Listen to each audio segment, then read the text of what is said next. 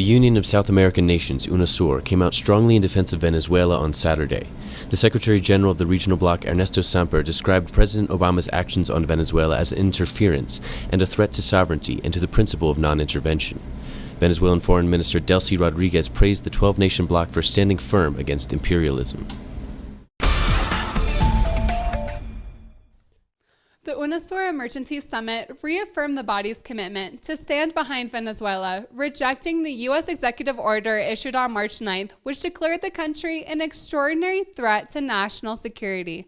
The 12 foreign ministers of the UNASUR member states met in the headquarters in Quito to discuss this latest show of U.S. aggression in the region. The official statement was presented to the press following the meeting, which expressed the body's rejection of the executive order as it presents a threat to Venezuela's sovereignty.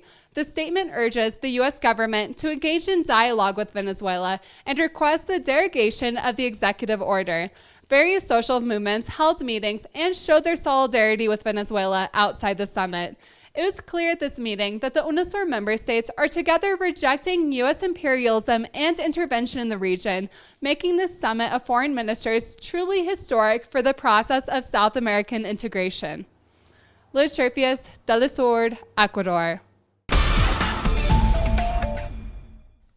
Ecuadorian President Rafael Correa also criticized Obama's decision to sign an executive order declaring Venezuela an extraordinary threat to national security. Correa went on to note that recent actions by the United States aim to undermine and destabilize the Venezuelan government.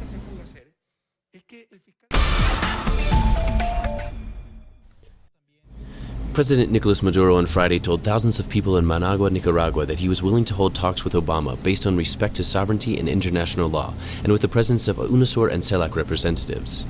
While in Nicaragua, Maduro received the Augusto Sandino Order, that country's highest award.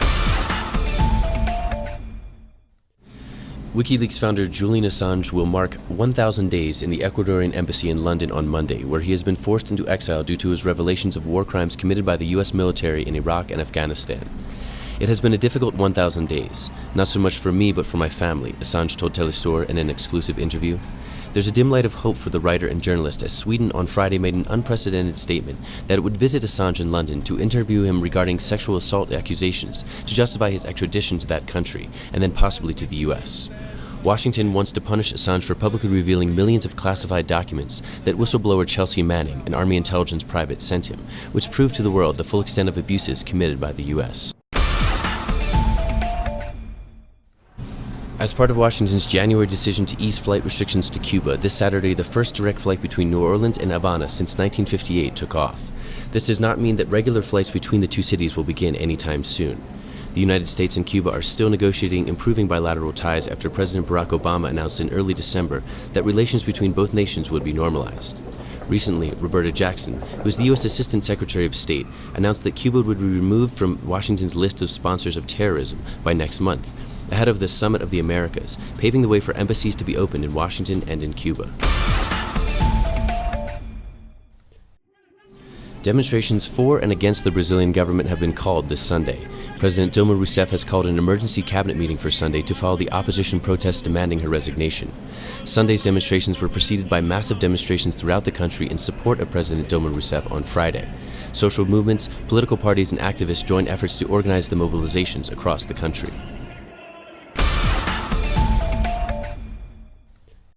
The acting head of the police force in St. Lucia says a report into allegations conducted by a team of Jamaican police officers has deeply touched the entire police force.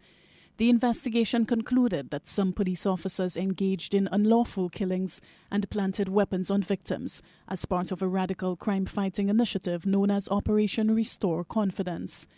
Errol Alexander says it is now time to assure St. Lucians and the wider region that the police force is ready to serve and protect. We have to try our best to ensure the members of the Royal St. Lucia Police Force, and I'm saying the hard-working members of the Royal St. Lucia Police Force, that look, we have a job to do, we are with you all, and we'll give you all the fullest support in whatever way is possible, because that is necessary. And as I speak on that particular issue, we have never let down our guard in terms of providing that service. The news of the report has caused fears of a resurgence in crime. Deputy Police Commissioner Frances Henry says the police remain on the job and committed to public safety. We have shared with the media a lot of the work that has been ongoing in respect to drug seizures, chasing after firearms, recovering firearms. We have had a serious issue when it came to human trafficking, and equal to the task, we continue to step up our operations. They continue to be strategic.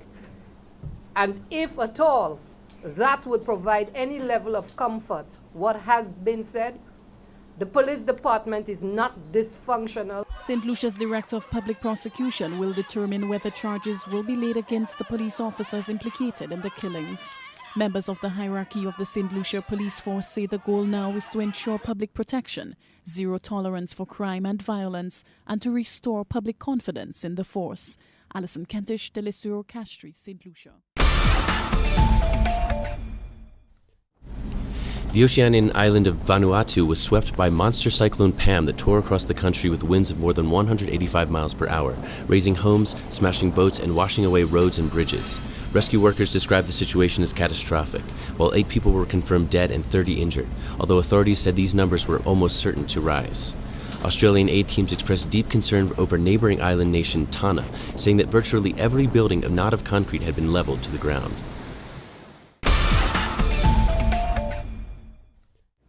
Today in the Gaza Strip again, and for the third time in 4 days, the Israeli forces violated the Palestinian-Israeli agreed ceasefire and shot towards Palestinian farmers eastern Khan Yunis and Khuza'a city. No injuries were reported. However, the farmers were forced to leave their fields for their safety. Meanwhile, here in the Gaza Strip today, also tens of Palestinian fishermen rallied and joined a protest against the continuous Israeli violations and the harassing and the arresting of the Israeli continuous harassing and arresting of the Israeli Navy against the Palestinian fishermen over the past month. Let me also add that only a week ago, a Palestinian fisherman was killed after an Israeli Navy harassed his boat and also shot at him. And this is the second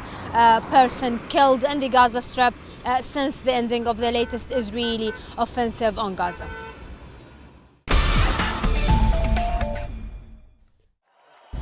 The Olympic sprint champion Usain Bolt cruised to victory in his first individual race of the season, clocking 46.37 seconds over 400 meters at the GC Foster Classic in Kingston, Jamaica, winning his first individual race of 2015.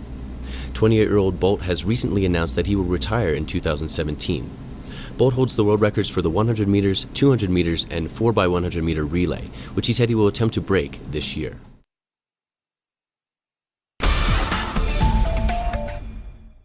Facts that have marked the course of history. Productions designed in the English language and made for the English-speaking world. This is Documentary. Watch it on telesur.net/English. teleSUR, wherever the news, you'll be there.